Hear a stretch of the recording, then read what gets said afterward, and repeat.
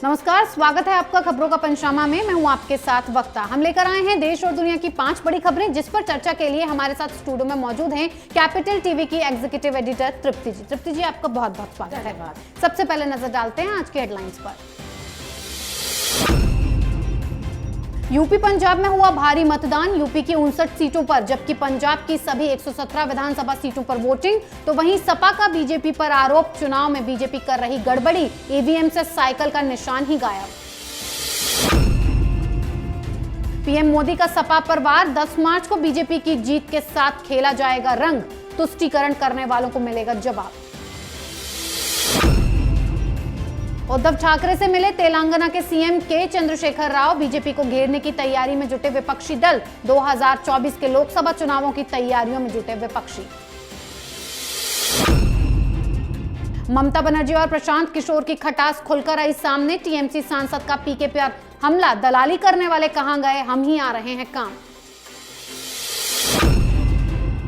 पाकिस्तान के खिलाफ फ्रांस में भारी विरोध प्रदर्शन, एफएटीएफ के दफ्तर के बाहर अफगान, बलोच और उइगरों ने लगाए नारे, ब्लैक लिस्ट में डालने की गई मांग।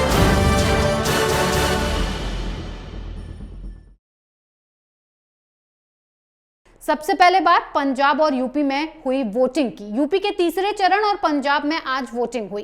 कुल 176 विधानसभा सीटों पर मतदान हुआ। यूपी की बात करें तो कुल 16 जिलों में 59 सीटों पर वोटिंग हुई, जहां 60% से ज्यादा मतदान हुआ। तो वहीं पंजाब में 117 विधानसभा सीटों के लिए मतदान हुआ और यहां भी 60% से ज्यादा मतदान किया गया। कुल मिलाकर यूपी और पंजाब में बहुकोणीय मुकाबला देखने को मिला। अब बात यूपी चुनाव में बौखलाई सपा की कर लेते हैं, क्योंकि उत्तर प्रदेश में तीसरे चरण के लिए आज मतदान हुआ।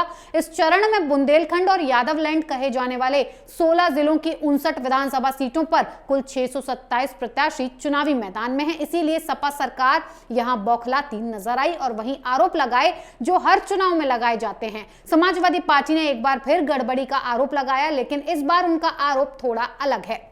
इस बार ईवीएम पर साइकिल चुनाव चिन्ह नहीं होने का आरोप लगाया गया है। तृप्ति जी, सपा को हर बार मतदान में कुछ गड़बड़ी नजर आती है, ईवीएम पर दोष मढ़ते हैं। इस बार तो उन्होंने ईवीएम से साइकिल को ही साफ कर दिया है, क्या कहेंगे आप?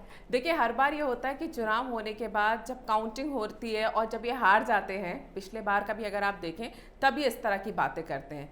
और ये हमेशा एक हथियार बन गया है विपक्षी पार्टियों के लिए कि अगर वो हार रही हैं तो ईवीएम में गड़बड़ है, ये नैरेटिव बनाने की कोशिश की जाती है। और अगर वो जीत जाती हैं तो फिर यानी ईवीएम बिल्कुल ठीक है, तब कभी ईवीएम में गड़बड़ नहीं होती। इस बार यादवलैंड में वोटिंग हुई, जिसमें सीधे सीधे यादव परिवार जो है उसकी साख दांव पर लगी हुई है और ये माना जाता है कि भाई यहाँ पर इन लोगों का होल्ड रहा है और गढ़ है।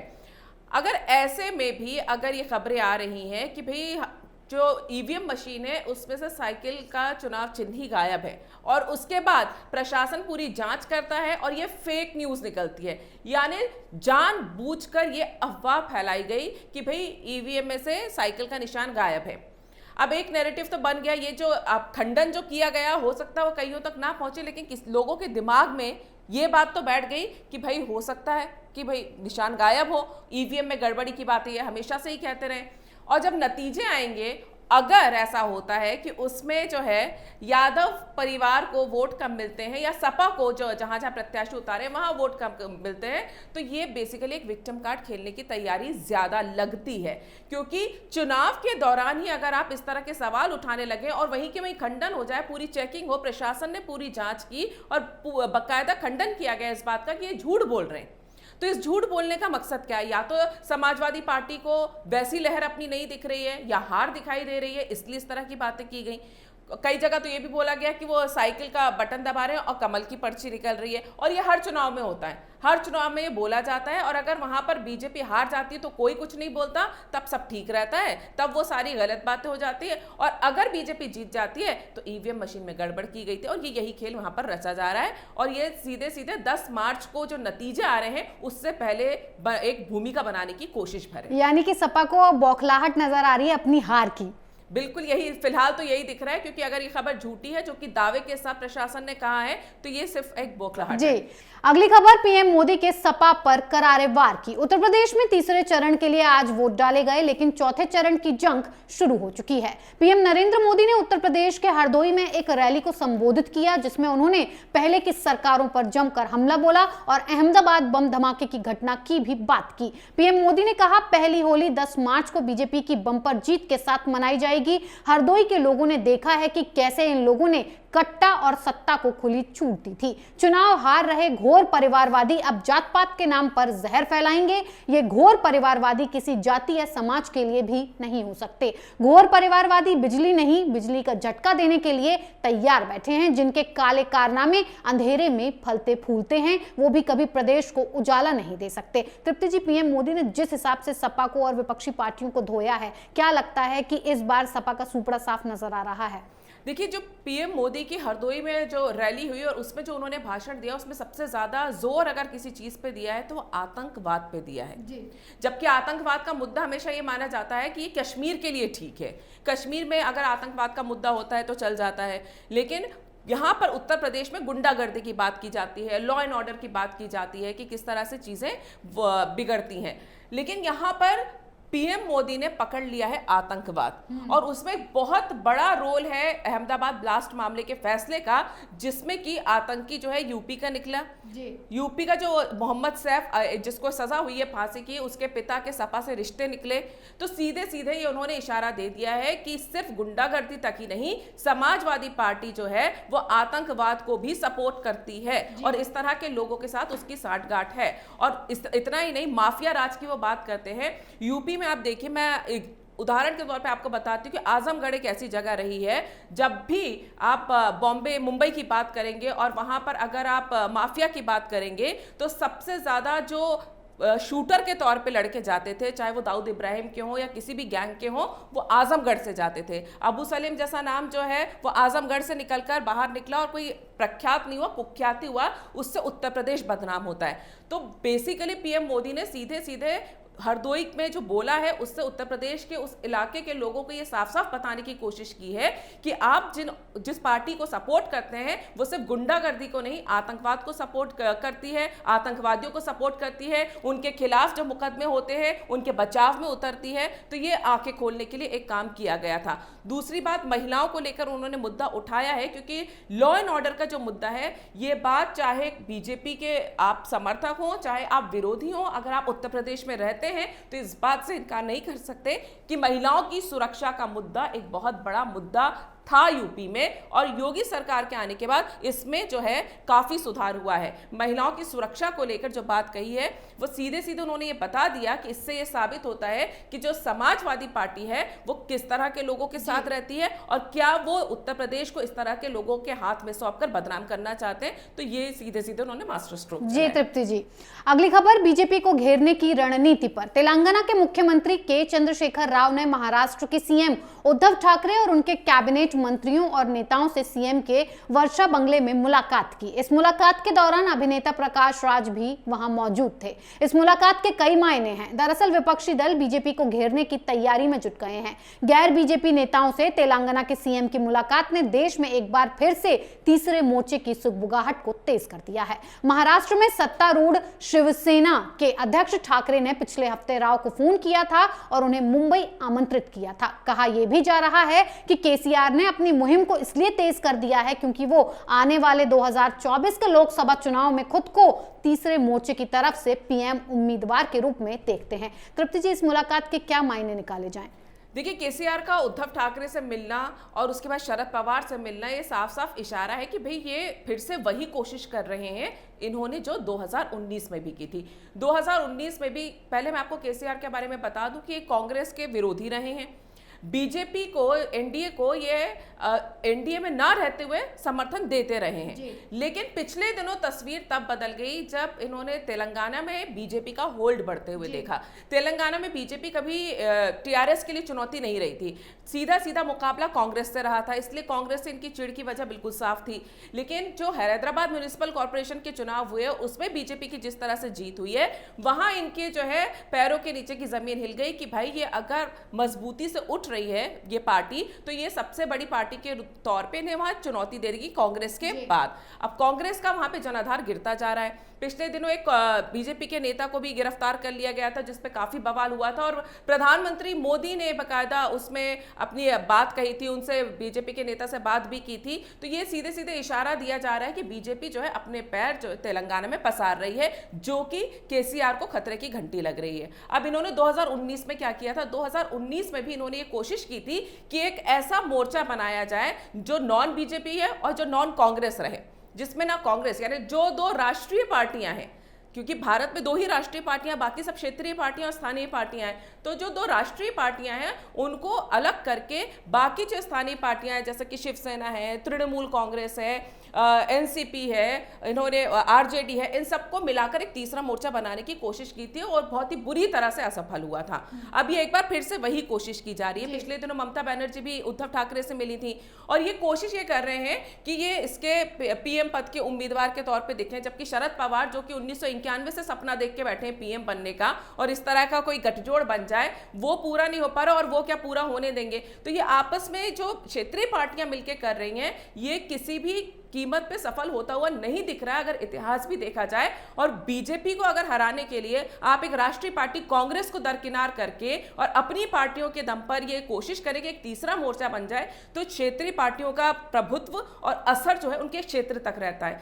देश के स्तर पर उसको कर पाना एक बहुत बड़ी चुनौती है, जो कि बीजेपी जैसी पार्टी के सामने, जो चुनावी खेल में माहिर है, उसके सामने ये होता हुआ असफल दिख रहा है। तो कोशिशें हैं इनकी जो कि कर रहे हैं, जिसकी सफलता की कोई गारंटी नहीं, असफलता की गारंटी ज्यादा नजर आ रही है, तो करने दीजिए। जी तृप्ति जी, अगली खबर ममता बनर्जी और पीके के बीच अनबन पर। पश्चिम बंगाल की सीएम ममता बनर्जी और चुनावी रणनीतिकार प्रशांत किशोर के बीच खटास बढ़ती जा रही है। श्रीरामपुर से तृणमूल कांग्रेस के सांसद कल्याण बनर्जी बंगाल नगर निकाय चुनाव प्रचार के दौरान आईपैक पर सीधा निशाना साधा। कल्याण बनर्जी ने कहा, अब आईपैक कहां गया, दलाली करने के लिए काफी लोग हैं, असली काम के समय दिखाई नहीं देते हैं। आपको बता दें कि बंगाल नगर निगम चुनाव के उम्मीदवारों को लेकर प्रशांत किशोर की कंपनी आईपैक और टीएमसी नेताओं के बीच खटास खुलकर सामने आई थी। उम्मीदवारों के नामों के ऐलान के दौरान टीएमसी की वेबसाइट और सोशल मीडिया पर अलग लिस्ट जारी कर दिए गए थे। बाद में टीएमसी के नेताओं ने उन्हें खारिज करते हुए हस्ताक्षरित सहित लिस्ट जिलों में भेजा था। तृप्ति जी, टीएमसी और जो ये प्रशांत किशोर हैं, इनके बीच खटास का मेन रीजन क्या नजर आ रहा है? देखिए, प्रशांत किशोर जो हैं वैसे तो चुनावी रणनीतिकार हैं, लेकिन ये जहां पर भी जाते हैं वहां से ये हड़का के निकाल दिए जाते हैं। आप ये चुनावी रणनीतिकार बीजेपी के बने, वहां से निकाल दिए गए। उसके बाद इन्होंने जेडीयू में गए, तो जेडीयू में तो इन्होंने पार्टी ज्वाइन कर ली थी, लेकिन वहां पर भी इन्होंने वही खेल किया जो इस समय टीएमसी में कर रहे हैं। ये अपनी जो राजनीतिक महत्वाकांक्षाएं हैं ना, उसके चलते ये भूल जाते हैं ये सिर्फ रणनीतिकार हैं। रणनीतिकार बनने के चक्कर में ये चौधरी बनने लग जाते हैं और ये सोचते हैं कि भाई मैं इस पर कब्जा कर लूं और मैं जो हूं मैं पीछे से पूरी पार्टी चलाऊं, और ये किसी भी पार्टी को पसंद नहीं आता। जेडीयू छोड़िए, कांग्रेस से भी ये भगा दिए गए। सपा गठबंधन में 2017 में गए थे, वहां से इनको निकाल दिया गया। इनके कैप्टन अमरिंदर सिंह ने इनको भगा दिया और ये टीएमसी पहुंचे, दक्षिण में भी गए, वहां से ही भगा दिए गए। अब टीएमसी में इन्होंने क्या किया था, ये गए थे चुनावी रणनीतिकार बनके कि ममता बनर्जी को जिताना है, और वहां पर इन्होंने खेल ये शुरू कर दिया जो ममता बनर्जी के भतीजे हैं अभिषेक बनर्जी, उनके साथ एक टीम अप करने लग गए। यानी ममता बनर्जी और अभिषेक बनर्जी के बीच में जो है ये दीवार बन के खड़े हो गए। तो दीवार के अभिषेक बनर्जी को भड़काना शुरू कर दिया था उन्होंने। तो उससे ममता बनर्जी अभिषेक बनर्जी पे कितना भरोसा करती है देखा ही है। उसकी वजह से दो धड़े बनने लगे थे और इसकी पूरी जो ठीकरा है वो प्रशांत किशोर के सर पे ही फोड़ा गया, क्योंकि कर भी वही रहे थे। इन्होंने दो लिस्टें बना के दे दी कि जो उम्मीदवार की लिस्ट थी पश्चिम बंगाल के चुनाव में, जो पीके ने लिस्ट बना के दी थी अब आईपैक की तरफ से, उससे लोग भड़क गए थे। उसमें ऐसे ऐसे लोग थे जो कि टीएमसी में उतने प्रभावी नहीं थे, ना वो काम करते थे। बाद में ममता बनर्जी को समझ में आया, वो कूदी, उन्होंने ये सब किया। अब ये जो है इन्होंने ये किया है कि अब अभिषेक बनर्जी को ये पीछे से बोलते रहते हैं, उनकी राजनीतिक महत्वाकांक्षाएं बढ़ाते रहते हैं, जिससे उन्हें ये लगे कि वो ममता बनर्जी को सुपरसीड करेंगे। लेकिन इसकी वजह से पूरी टीएमसी के अंदर माहौल खराब हो रहा है, क्योंकि ममता बनर्जी के राज में, ममता बनर्जी की टीएमसी में अगर कोई दूसरा बन के खड़ा हो, एक पिलर बन के खड़ा हो रहा है, तो वो अभिषेक बनर्जी, और अभिषेक बनर्जी को पिलर बनाने की पूरी कोशिश ये प्रशांत किशोर कर रहे हैं, जिससे पार्टी के अंदर टूट का माहौल बन सकता है। और ये चीज ममता बनर्जी को समझ में आ गई है। दूसरी बात, ममता बनर्जी को इसलिए भी चिढ़ हो गई है प्रशांत किशोर से, क्योंकि इन्होंने, प्रशांत किशोर ने ममता बनर्जी को ये ज्ञान दे दिया कि भाई आप जो है अब आप राष्ट्रीय स्तर के नेता बन जाइए। अचानक से उनके अंदर ये इच्छाएं पैदा कर दी कि मोदी के खिलाफ आप ही एक दूसरा विकल्प हो सकती हैं और आप भारत की राजनीति पर छा जाएंगी। अब ये बोल तो दिया, बीच में ममता बनर्जी ने बोला था यूपी से भी चुनाव लड़ेंगे, पता नहीं ये ज्ञान भी शायद पीके नहीं दिया होगा, लेकिन ये बहुत ही बुरा उनके साथ, वो ममता बनर्जी के साथ कर रहे हैं, क्योंकि राष्ट्रीय स्तर का नेता बनने के लिए जो काम करने चाहिए वो करते हुए पीके नजर नहीं आ रहे, ना कोई रणनीति बनाते हुए दिख रहे हैं। वो अंदर ही अंदर इनकी पार्टी के अंदर फूट डालने की कोशिश कर रहे हैं, अभिषेक बनर्जी को हथियार बनाकर, ममता बनर्जी के भतीजे को, जो अब धीरे धीरे ममता बनर्जी को भी समझ में आने लगा है। तो बहुत मुमकिन है कि थोड़े दिनों के बाद इनको यहां से भी लात पड़ जाए। और अभी 1-2 दिन पहले ये नीतीश कुमार से दोबारा मिले थे, तो ये सुगबुगाहट तेज हुई थी कि कहीं ऐसा तो नहीं वापस जेडीयू में जा रहे हैं। तो प्रशांत किशोर जो है अपने चुनावी रणनीतिकार बनने के साथ साथ जो अपनी राजनीतिक इच्छाएं हैं ना, उसके चलते जिस पार्टी में जाते हैं वहां फूट डालाने की जो कोशिश करते हैं अपने राजनीतिक फायदे के लिए, वो भारी पड़ जाता है उन्हें, और उसकी वजह से इनको बाहर लात मार के निकाल दिया जाता है। और अभी टीएमसी में भी यही होने वाला है। जी तृप्ति जी, आखिरी खबर फिर बेइज्जत हुए पाकिस्तान की। पाकिस्तान दुनिया भर में आतंकवाद फैला रहा है, इस बात से हर कोई वाकिफ है। अब कुछ लोग यही बात याद दिलाने के लिए पेरिस स्थित FATF के दफ्तर तक पहुंच गए। यहां इन्होंने पाकिस्तान को ब्लैकलिस्ट में डालने की मांग की है। इन प्रदर्शनकारियों में अफगान, बलोच और उइगर समुदाय के लोग शामिल थे।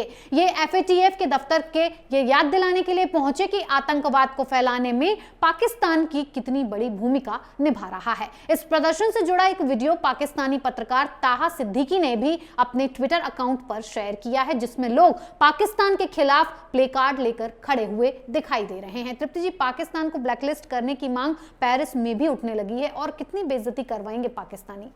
ये पाकिस्तान की सिर्फ बेइज्जती नहीं है, ये पाकिस्तान के चेहरे से नकाब हटाया जा रहा है। जो पाकिस्तान आज भीख मांगने की कगार पर पहुंचा है, उसकी वजह सबसे बड़ी ये रही है कि, और ये जो FATF में ग्रे लिस्ट हो गया है और उसमें ब्लैक लिस्ट करने की मांग करने वालों को आप देखिए, वो वही लोग हैं जो पाकिस्तान का जो चेहरा है ना, वो बेनकाब करते हैं। जो असली चेहरा है, जो आतंकवादी चेहरा है, उसको बेनकाब करते हैं। उसमें है अफगान, वो लोग हैं जो तालिबान से परेशान हुए। तालिबान को किसने सपोर्ट किया? पाकिस्तान ने। उसमें है बलूचों के साथ क्या हो रहा है ये पूरी दुनिया जानती है कि किस तरह से पाकिस्तानी सेना बलूचिस्तान के लोगों के साथ बुरा व्यवहार करती है, उनको घर से उठा लिया जाता है। इसीलिए वहां बलूच विद्रोही पैदा हुए हैं और सालों से चल रहा है। ये उन्होंने वहां पर बताया, बलूचों की मौजूदगी ये बताती है कि ये वही पाकिस्तान है जो हम पर जुल्म करता है। तीसरा, उइगर मुस्लिम। आप उस चीन से हाथ मिलाते हो, उस चीन की गोद में जाके अपने फायदे के लिए, पैसों के लिए बैठ जाते हो भीख मांगने के लिए, जिसने उइगर मुस्लिमों का इतना बुरा हाल किया है। मस्जिदें तोड़ दी गई हैं। वैसे तो आप बहुत बड़े